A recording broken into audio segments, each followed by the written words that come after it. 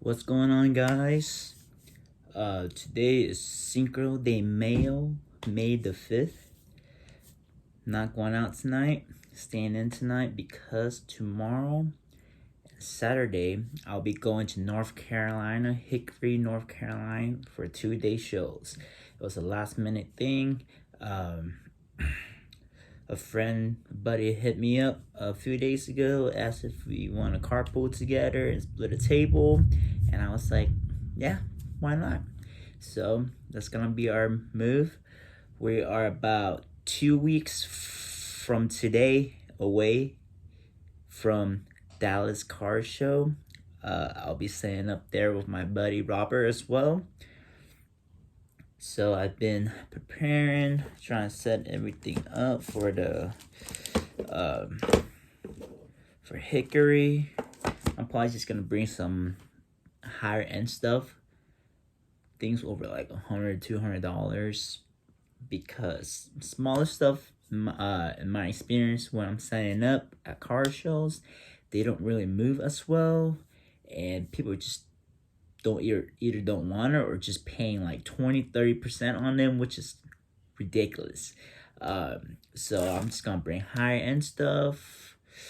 I probably don't really want to sell, well, a lot of my higher end stuff are like low pops / no comps, so I pretty much just make my own price, so they can't just like pull some stuff up on, like pull some crazy stuff up from like 3 years ago and be like, hey, look, there's a comp on this for like $20, would you take it?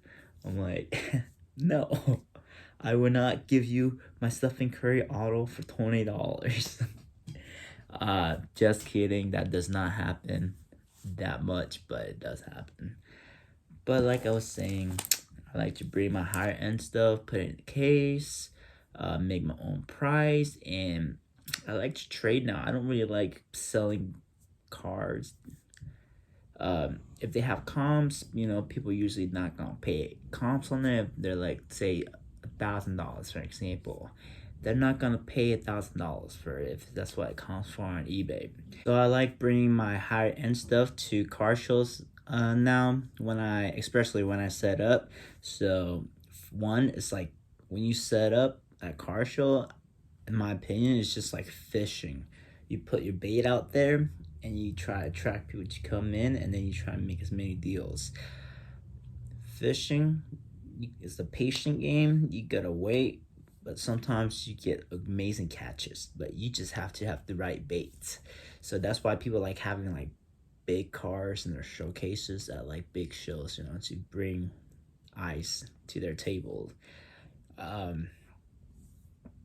So, but I personally don't like that.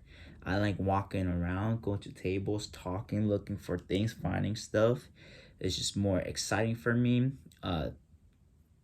It's just personally, but having your own table setting up is great. Don't get me wrong. You get deals that you would never have. It's just like an inherent, like inherent knowledge type of thing, that if somebody comes to your table, they're not expecting you to pay full comps, and they think you're like a car shop. So a lot of people don't negotiate as much, and I usually give people like 10%, 20% off depending on how much they get, so they really like that. It's just like giving them a discount, like if you go to like a Walmart and like the employees give you like 10% off, you just get super happy and then you just come back all the time. That's how I feel. But yeah, a lot of people think you gotta go make money. I mean, they understand that you pay money to set up, travel, all that stuff, so they're more likely to let you win, vice versa. So like when you walk around, you go to other people's table, obviously the vendor would want to win, but I've been posting a lot of stuff on eBay. I really like eBay now. I mean, I know the fees is high, but post your cars for more money. Just let it sit there, So I had about 6 or 7 picks for this NBA playoffs. I'm cashing in like 3 or 4 of them. So these are the guys that aren't gonna be listed because they lost. Zach LaVine. I thought his team was gonna be pretty good. They were pretty good, but they had a lot of injuries. Zach LaVine's and Lonzo was out, so Trae Young, I thought he was underrated compared to Luka. He had an amazing year last year, but I don't know what happened. He didn't do that well. And I also went to my first NBA game was the Hawks vs the Heat game 3, so that was cool. So these are like Trae. They got me on ice. Those in Donovan Mitchell. Donovan Mitchell, I thought he was gonna do pretty well, but he didn't. They had so many opportunities to beat Dallas, especially when Luka was out and they still couldn't win. Oh my gosh. So please, Donovan, either go to a new team or request for a trade. And the third and the fourth guy is Anthony Edwards. Anthony Edwards was great. He did all he can. He was dropping 30 points. Like, it was crazy. But his team just sucks. So I think they need to get rid of D'Angelo Russell and probably trade Karl Anthony Towns. Because like Jimmy Butler said, they are too soft. But Edwards, actually, I put some Edwards on eBay and they actually sold. So that was very cool. So those are the guys that I bet on that aren't paying off. But I also got, I think, 3 left. Devin Booker, got RPA of him that I have it on eBay. So that is awesome. Hopefully, he does pretty well. Go up, throw some points up. And I got Stephen Curry out 5 auto. Those 2 guys are still left in the playoffs. Yeah, it's 2 out of 7. That's not too bad, right? But let's see. Those are actually the 2 biggest cards I have for the Booker and what's it called? This Curry. So let's see what happens with that. And yeah, so I'm just getting ready, preparing. I'm trying to pick up like mid-range cards, like $1 to like $30-$40.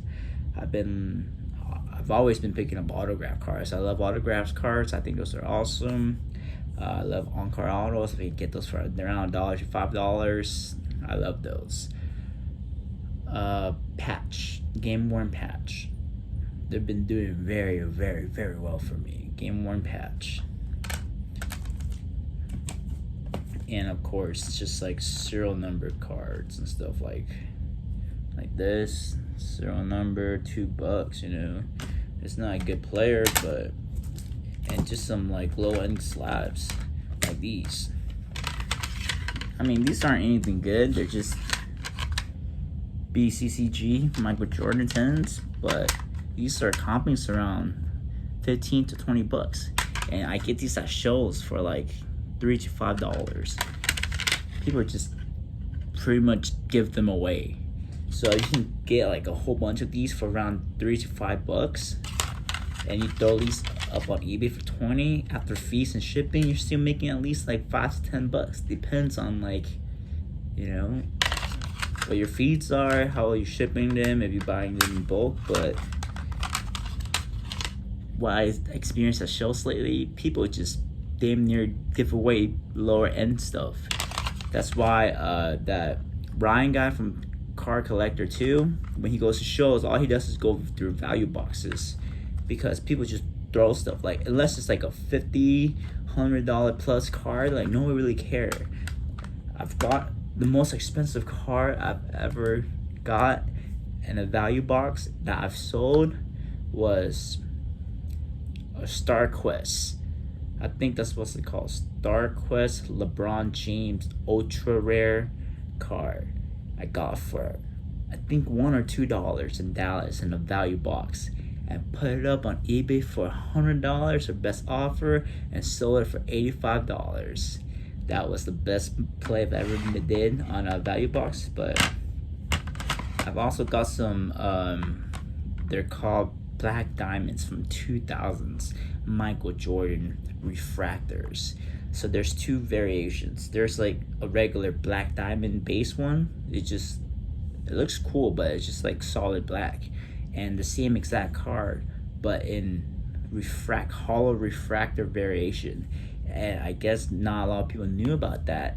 The regular black diamond ones are like $3 to $5, but the refractor ones were about $30 to $50. And I was going through a value box and I found like 4 of them.